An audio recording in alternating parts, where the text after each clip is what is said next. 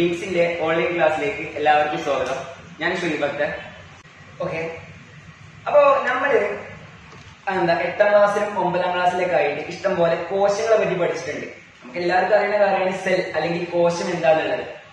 നമ്മുടെ ശരീരത്തിന്റെ എല്ലാ ഭാഗത്തും കാണപ്പെടുന്ന സംഭവമാണ് കോശം. നമ്മുടെ building block of our body. നമ്മുടെ ശരീരത്തെ ഉണ്ടാക്കപ്പെട്ടത് തന്നെ കോശങ്ങൾ കൊണ്ടാണ്.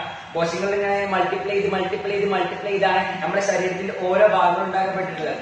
സോ ഞാൻ പറയുന്നത് നമ്മുടെ ശരീരത്തിന്റെ ഏത് ഭാഗത്താണെങ്കിലും എന്താണ് ഉണ്ടാക്കപ്പെട്ടത്? കോശങ്ങൾ കൊണ്ടാണ്, അല്ലെങ്കിൽ സെല്ലുകൾ കൊണ്ടാണ് ഉണ്ടാക്കപ്പെട്ടിട്ടുള്ളത്. ഉദാഹരണം, നമ്മുടെ പേശികൾ, നമ്മുടെ മസിൽ സെൽ എന്ന് പറയും. പേശി അവിടെ കാണപ്പെടുന്ന കോശങ്ങളെയാ അല്ലെങ്കിൽ പേശി കോശങ്ങൾ, മസിൽ സെൽ എന്ന് അറിയപ്പെടുന്നത്. നമ്മുടെ ഹൃദയത്തിൽ പ്രത്യേകതരം കോശങ്ങളുണ്ട്, നമ്മുടെ തൊക്കിൽ പ്രത്യേകതരം കോശങ്ങളുണ്ട്. എന്ന് വെച്ചാല് നമ്മുടെ ശരീരത്തിന്റെ ഏതൊക്കെ ഭാഗങ്ങളുണ്ടോ ആ ഭാഗങ്ങളിലൊക്കെ എന്തുണ്ട്? കോശങ്ങളുണ്ട്, സെല്ലുകളുണ്ട്. സോ നമ്മൾ പറയപ്പെടുന്ന നെർവസ് സിസ്റ്റം, നമ്മൾ നേരത്തെ ഡിസ്കസ് ചെയ്ത നെർവസ് സിസ്റ്റം അല്ലെങ്കിൽ നാഡീ വ്യവസ്ഥയുടെ ഭാഗങ്ങളിൽ എന്ത് കാണപ്പെടുന്നുണ്ട്? കോശങ്ങൾ കാണപ്പെടുന്നുണ്ട്. സോ മനസ്സിലാക്കുക, നമ്മുടെ ശരീരത്തിലുള്ള നാഡീ വ്യവസ്ഥയുമായി ബന്ധപ്പെട്ട് കാണപ്പെടുന്ന ഭാഗങ്ങളിൽ കാണപ്പെടുന്ന കോശങ്ങളെ വിളിക്കുന്ന പേരാണ്, സെല്ലുകളെ വിളിക്കുന്ന പേരാണ് ന്യൂറോൺ അല്ലെങ്കിൽ നാഡീ കോശങ്ങൾ എന്ന് പറയും. നാഡീ കോശങ്ങൾ അല്ലെങ്കിൽ ന്യൂറോൺ എന്ന് പറയുന്നത്. സോ മനസ്സിലാക്കുക, ന്യൂറോൺ എന്ന് പറയുന്നത് വാക്ക് കേട്ട് എല്ലാം പേടിക്കരുത്. കാരണം ന്യൂറോൺ എന്ന് പറഞ്ഞാൽ എന്താ? ഇറ്റ് സിംപ്ലി എ സെൽ, ഒരു സെല്ല, ഒരു കോശമാണ്. സോ ഈ ന്യൂറോൺ എന്ന് പറയപ്പെടുന്ന ഈ ഒരു കോശത്തിന്റെ പ്രത്യേകത എന്താണെന്ന് വെച്ച് കഴിഞ്ഞാൽ ഒന്നുമില്ല, നമ്മുടെ നാഡീവ്യവസ്ഥയുമായി ബന്ധപ്പെട്ട് കാണപ്പെടുന്ന ഭാഗങ്ങളിലുള്ള കോശങ്ങൾ. സോ അതാണ് സിംപ്ലി ന്യൂറോൺ. നമ്മുടെ ന്യൂറോണിന്റെ ഘടന പഠിക്കാൻ പോവാണ്. ന്യൂറോണിന്റെ സ്ട്രക്ചർ ആണ് അടുത്തായിട്ട് വരാൻ പോകുന്നത്. സോ ന്യൂറോണിന്റെ സ്ട്രക്ചർ വളരെയധികം ഇമ്പോർട്ടന്റ് ആണ്. സാധാരണ എക്സാമിനൊക്കെ ചോദിക്കാവുന്ന ഒരു ഭാഗമാണ് ന്യൂറോണിന്റെ ഘടന അല്ലെങ്കിൽ ന്യൂറോണിന്റെ സ്ട്രക്ചർ. വളരെ സിമ്പിൾ ആയിട്ട് മനസ്സിലാക്കാം എങ്ങനെയാണ് ന്യൂറോണിന്റെ ഘടന എന്നുള്ളത്. ഓക്കെ, സോ മനസ്സിലാക്കാം. ന്യൂറോൺ എന്ന് പറയുമ്പോൾ ന്യൂറോണിനെ ഒരു കോശമാണ് നിങ്ങളോട് പറഞ്ഞു. സോ നമുക്കറിയാം, ഒരു കോശം എന്ന് പറയുമ്പോൾ സിംപ്ലി അതിനെന്തുണ്ടാവും? ഒരു കോശ സ്ഥലം ഉണ്ടാവും, ഒരു സെൽ മെമ്പറൈൻ ഉണ്ടാവും. ഒരു സെൽ എന്ന് പറയുമ്പോൾ അതിന് മെയിൻ ആയിട്ട് എന്തുണ്ടാവും? ഒരു ന്യൂക്ലിയസ് അല്ലെങ്കിൽ ഒരു മർമ്മം ഉണ്ടാവും. അതുമായി ബന്ധപ്പെട്ടുണ്ടാവും കോശദ്രവ്യങ്ങൾ ഉണ്ടാവും. ഇതാണ് ഒരു ടിപ്പിക്കൽ സെൽ അല്ലെങ്കിൽ ഒരു സാധാരണ ഒരു കോശം എന്ന് പറയപ്പെടുന്നത്. ഓക്കെ, സോ ഇതിൽ നിന്ന് ചില വ്യത്യാസങ്ങൾ ആർക്കുണ്ട്? ന്യൂറോണിനുണ്ട്. എന്നുവെച്ചാൽ കുറച്ച് പാർട്സുകളൊക്കെ ആർക്കുണ്ട്? ന്യൂറോൺ ഓറായിട്ട് കാണപ്പെടുന്നുണ്ട്. സോ ആ പാർട്സ് കാര്യങ്ങളൊക്കെയാണ് ചെയ്യുന്നത് നമ്മളിവിടെ ഡീൽ ചെയ്യുന്നത്. സോ എങ്ങനെയാണ് നോക്കാം. നമുക്കറിയാം, സാധാരണ കോശമാകുമ്പോൾ ഒരു സെൽ മെമ്പറൈൻ, അതുപോലെ തന്നെ ന്യൂക്ലിയസ്, അതുമായി ബന്ധപ്പെട്ട കോശദ്രവ്യം അല്ലെങ്കിൽ സെൽ ഫ്ലൂയിഡ് ഒക്കെ കാണപ്പെടുന്നത്. സോ എങ്ങനെയാണ് ന്യൂറോണിന്റെ സ്ട്രക്ചർ എന്നുള്ളത് മനസ്സിലാക്കാം. ഓക്കെ, സോ നമുക്കറിയാം ന്യൂറോണിന്റെ സ്ട്രക്ചർ എന്ന് പറയുമ്പോൾ ആദ്യമായിട്ട് കാണപ്പെടുന്നത് നമുക്കറിയാം സെൽ മെമ്പറൈൻ ആണ്. പക്ഷെ ഒരു സ്റ്റാർ ഷേപ്പ് ആയിട്ടുള്ള ഒരു സാധനം. ഓക്കെ, സോ ഇതിങ്ങനെ സാധാരണ ഈ ഒരു രീതിയിലാണെങ്കിലും ഇത് ജസ്റ്റ്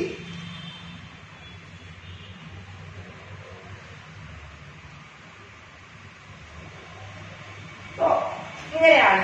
നമ്മുടെ സാധാരണ ഇങ്ങനെയാണ്, പക്ഷെ അതിന് പകരമായിട്ടുള്ള ഈ ഒരു ഷേപ്പിലായിട്ടാണ് ഇത് കാണപ്പെടുന്നത്. ഇതിന്റെ മെമ്പറൈൻ കാണപ്പെടുന്നത്. ഓക്കെ, സോ ഇതിനൊക്കെ ഓരോ വാക്കുകളുണ്ട്, നമുക്ക് പഠിക്കാൻ വയ്യ പറയാം. സോ മെയിൻ ആയിട്ട് നമ്മുടെ സെൽ എന്ന് പറയുമ്പോൾ ആ സെല്ലിനെ നമ്മൾ എപ്പോഴും എടുത്തു പറയുന്ന ഫസ്റ്റ് ആയിട്ട് പറയുന്ന ടേമാണ് മർമ്മം അല്ലെങ്കിൽ ന്യൂക്ലിയസ്. സോ ഇതിന്റെ ന്യൂക്ലിയസ് ഇവിടെയാണ് കാണപ്പെടുന്നത്. ഓക്കെ, ഇതാണ് ഇതിന്റെ ന്യൂക്ലിയസ് അല്ലെങ്കിൽ മർമ്മം എന്ന് പറയുന്നത്. ഓക്കെ, സോ ഇത് മർമ്മമാണ്. ഈ മർമ്മത്തിന്റെ ചുറ്റുഭാഗത്തായിട്ടും എന്ത് കാണപ്പെടുന്നുണ്ട്? കോശത്തിൽ ഇഷ്ടംപോലെ ദ്രവ്യങ്ങൾ കാണപ്പെടുന്നുണ്ട്. സോ നമ്മൾ അവിടെ പറഞ്ഞ പോലെ തന്നെ ഇതെന്ത് പറയുന്നുണ്ട്? കോശ ദ്രവ്യം എന്ന് പറയും. കോശ ദ്രവ്യം അല്ലെങ്കിൽ സെൽ ഫ്ലൂയിഡ്. ഓക്കെ, ഇതൊക്കെ നമ്മൾ സാധാരണ കോശത്തിൽ പഠിക്കുന്ന ടേമുകളാണ്.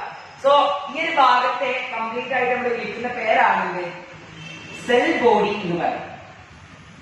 സെൽ ബോഡി എന്ന് പറയപ്പെടും, അല്ലെങ്കിൽ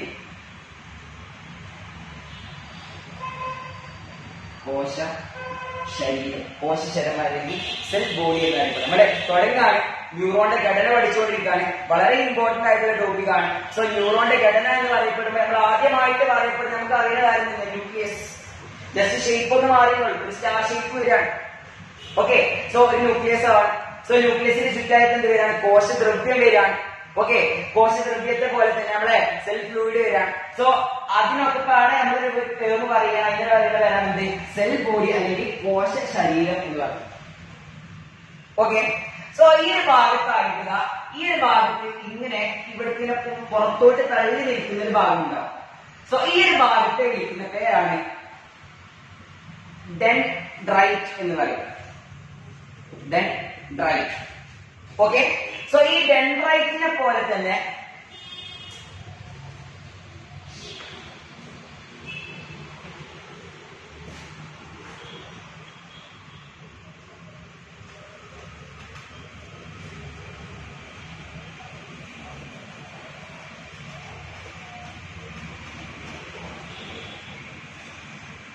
അങ്ങനെയാണ് ഒരു ടിപ്പിക്കൽ ആയിട്ടുള്ള കോശം എന്ന് പറഞ്ഞത്. സോ നമ്മുടെ ന്യൂറോണ് അതുമായിട്ട് എങ്ങനെ വ്യത്യാസപ്പെട്ടെന്നാണ് പറയപ്പെടുന്നത്. സോ ന്യൂറോണിനെ പറ്റി പറയുമ്പോൾ ന്യൂറോണിന്റെ സ്ട്രക്ചർ വളരെയധികം ഇമ്പോർട്ടന്റ് ആണ്, എക്സാമിന് ചോദിക്കുന്ന കാര്യമാണ്. സോ ന്യൂറോണിനെ പറയുമ്പോൾ അതിന്റെ ഷേപ്പ് നമ്മൾ സാധാരണ ഒരു സെൽ നമ്മൾ നേരത്തെ പറഞ്ഞു. സോ അതിൽ നിന്ന് വ്യത്യസ്തമായിട്ട് ഇങ്ങനെ ഒരു ഷേപ്പാണ്.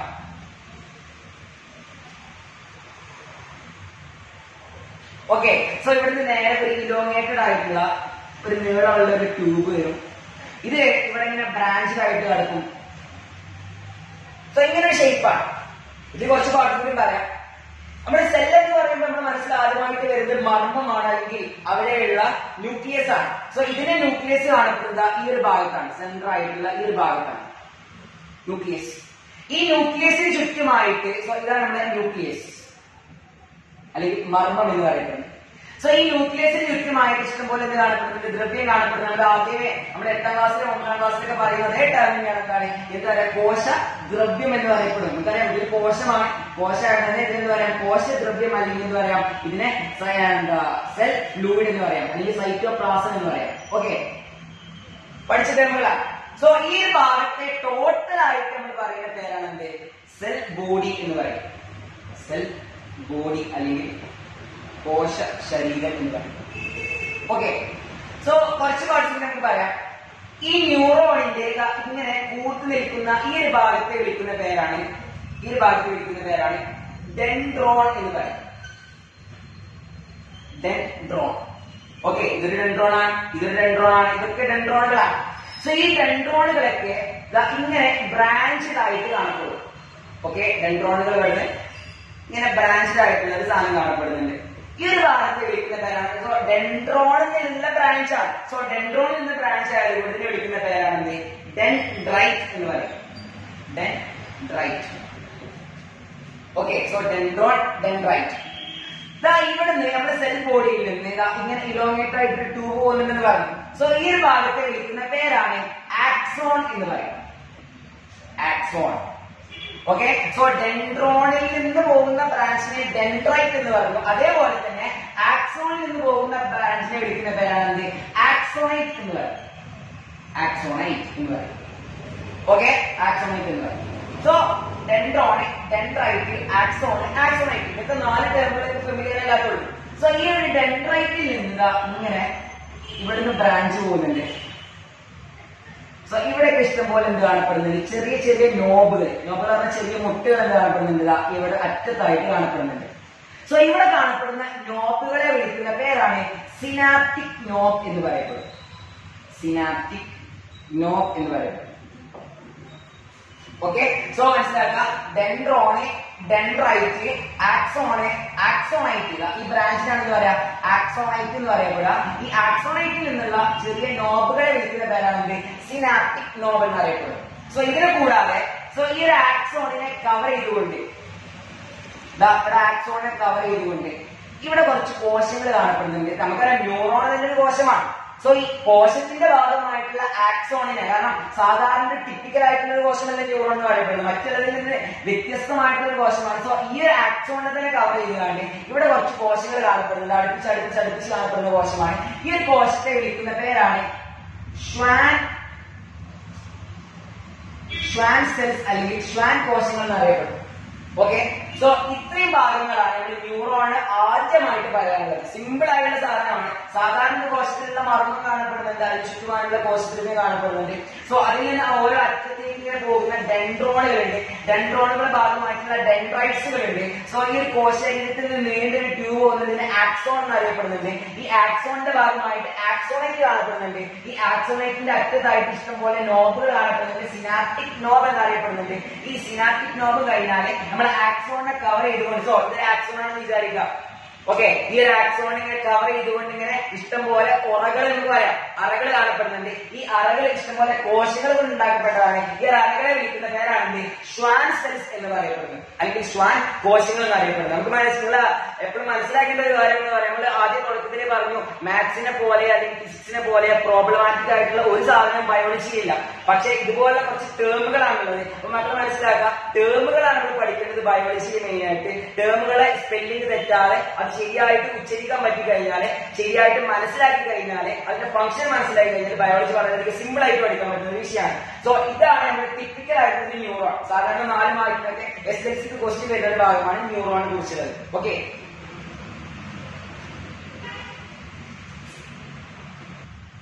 സോ ഇതാണ് ടിപ്പിക്കൽ ന്യൂറോൺ എന്ന് പറയപ്പെടുന്നത്. സോ ഇതുമായി ബന്ധപ്പെട്ട് കുറച്ച് കാര്യങ്ങൾ കൂടിയാണ് പറയുന്നത്. നമുക്കറിയാം, ഞാൻ പറഞ്ഞു ഇവിടെ ഉറകൾ ഉണ്ടാക്കപ്പെട്ടത് ഷ്വാൻ സെൽസ് കൊണ്ടാണ്.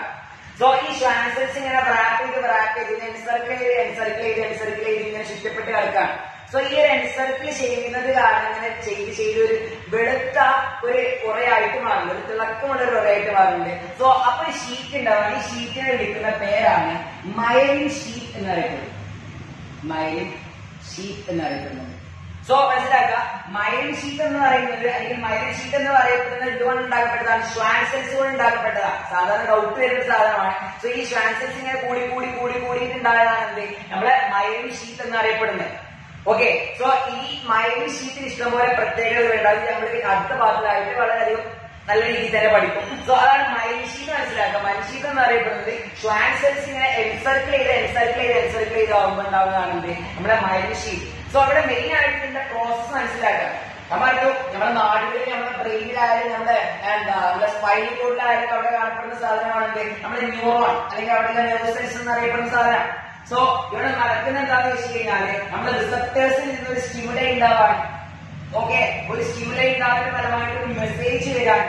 ഓക്കെ, ഈ ഒരു മെസ്സേജിനെ വിളിക്കുന്ന പേരാണ്, ഈ ഒരു സന്ദേശം. കാരണം നമ്മൾ കൈ പിൻവലിക്കണം എന്ന് വെച്ചാൽ ഇവിടെ റിസപ്റ്റേഴ്സ് ചെയ്യുന്നത്, ഉദാഹരണം പറയുകയാണെങ്കിൽ നമ്മൾ നേരത്തെ പറഞ്ഞ പോലെ തന്നെ ചൂടുള്ള പാത്രത്തിൽ പിടിക്കാൻ, ചൂടുള്ള പാത്രത്തിൽ പിടിച്ചതിന്റെ ഫലമായിട്ട് നമ്മുടെ കൈ ചൂടാവാൻ, കൈ ചൂടായി കൈ പിൻവലിക്കണം എന്ന് ആര് പറയണം? ബ്രെയിൻ പറയണം. സോ ബ്രെയിനിലോട്ട് ഇങ്ങനെ കൈ ചൂടായി എന്ന് പറഞ്ഞാൽ എന്ത് ചെയ്യാൻ? നമ്മൾ ഞെറിയിലൂടെ ഇങ്ങനെ പോയിക്കൊണ്ടിരിക്കാൻ. സോ ആ ഒരു സന്ദേശം, ആ ഒരു മെസ്സേജിനെ നമ്മൾ ബയോളജിയിൽ വിളിക്കുന്ന പേരാണ് ഇമ്പൾസ് അല്ലെങ്കിൽ ആവേഗം എന്നറിയപ്പെടും. ഓക്കെ, ഇനി മുതൽ നമ്മുടെ സന്ദേശത്തെ എന്താണെന്ന് പറയാ? ആവേഗം എന്നാണ് പറയാ. ആവേഗം എന്ന് പറഞ്ഞാൽ എന്താ? സന്ദേശം തന്നെയാണ്. സോ ആവേഗം, ഉദ്ദീപനം എന്ന് പറയുമ്പോൾ നമ്മൾ ആകെ പേടിക്കരുത്. ഇതൊക്കെ സിമ്പിൾ ആയിട്ടുള്ള സാധനങ്ങളാണ്. വാക്കുകൾ ഇങ്ങനെ ബയോളജിക്കൽ ആയിട്ട് ഇങ്ങനെ വേണ്ടെന്ന് മാത്രം. സോ ആവേഗം എന്നാണ് ഇതിനെ പറയാ, മെസ്സേജിനെ പറയാം. അപ്പൊ ഇനി മുതൽ നമ്മൾ ഇങ്ങനെയാണ് പറയാം, എന്താ പറയാ, നമ്മുടെ ശരീരത്തില് ഒരു സ്റ്റിമുലൈ ഉണ്ടാവുമ്പോ, ഒരു ഉദ്ദീപനം ഉണ്ടാവുമ്പോൾ അവിടെ എന്തുണ്ടാവുന്നുണ്ട്? ഒരു ഇമ്പൾസ് ഉണ്ടാവുന്നുണ്ട്. അവിടെ എന്തുണ്ടാവുന്നുണ്ട്? ഒരു ആവേഗം, ഒരു സന്ദേശം ഉണ്ടാവുന്നുണ്ട്. സോ ഈ ഒരു ആവേഗത്തെ സ്വീകരിക്കുന്ന ആളുകളാണ് ആര്? നമ്മുടെ ഡെൻഡ്രൈറ്റ്സ്. കാരണം ഡെൻഡ്രൈറ്റ്സ് ആണ് ഇങ്ങനെ തുടങ്ങുക. അതാണ് ന്യൂറോണിന്റെ ഫസ്റ്റ് പാർട്ട്. ഇത് ന്യൂറോണിന്റെ ഏറ്റവും ലാസ്റ്റ് പാർട്ട്. സോ ഈ ന്യൂറോണിലുള്ള ഈ ഒരു ഭാഗം എന്ത് ചെയ്യാണ്? നമ്മുടെ ഡെൻഡ്രൈറ്റ്സ് ഇതിന് സ്വീകരിക്കാൻ. സോ ഈ ഡെൻഡ്രൈറ്റ് ഇതിന് സ്വീകരിക്കുന്ന ഫലമായിട്ട് ഈ ഡെൻഡ്രോണിൽ ഇതിന് സ്വീകരിക്കാൻ. സോ ഈ ഡെൻഡ്രോണിൽ നിന്ന് കോശരീരത്തിലോട്ട് കടക്കാൻ, ഈ കോശരീരത്തിൽ നേരെ അവിടേക്ക് പോവാണ്, ആക്സോണിലോട്ട് പോവാൻ, ആക്സോണിൽ നിന്ന് നേരെ എടുത്തു പോവാണ്, ആക്സോണൈറ്റിലോട്ട് പോവാണ്, ആക്സോണൈറ്റിൽ നിന്ന് നേരെ എടുത്തു പോവാണ്, സിനാപ്റ്റിക് നോഡിലോട്ട് പോവാണ്. ഇതിൽ നിന്ന് അടുത്ത ന്യൂറോൺ ഇങ്ങനെ നമുക്കറിയാം, നമ്മൾ ന്യൂറോണുകളെ അടുത്തടുത്ത് ഇങ്ങനെ വെച്ചിരിക്കാം. സോ ന്യൂറോണുകളിൽ അടുത്ത ന്യൂറോൺ ഇങ്ങനെ സന്ദേശം പോകണേ. സോ ഇങ്ങനെ പോയി നേരെ എടുത്തു പോകണം, ബ്രെയിനിലോട്ട് പോകണം. സോ ബ്രെയിനിൽ നിന്ന് തിരിച്ച് ഇതേപോലെ ഇങ്ങനെ വരണം. സോ ഇങ്ങനെയാണ് ന്യൂറോണിന്റെ പ്രവർത്തനം. ഇതിങ്ങനെയാണ്, ഇതിന്റെ പാത്ത് പോലെയാ, ഇത് റോഡ് പോലെയാ. ഇതിങ്ങനെ ഒരു വഴിയേക്ക് ഇങ്ങനെ എടുത്ത് പോവുക, ബ്രെയിനിലോട്ട് പോവുക ചെയ്യുക. സോ ഇതാണ് ശരിക്കും അവിടെ നടക്കുന്നത്, നമ്മുടെ ശരീരത്തിൽ നടക്കുന്നത്. സോ ഇതുമായി ബന്ധപ്പെട്ട കൂടുതൽ കാര്യങ്ങൾ നമ്മൾ അടുത്ത എപ്പിസോഡിലായിട്ട് നല്ല രീതിയിൽ തന്നെ പറയും.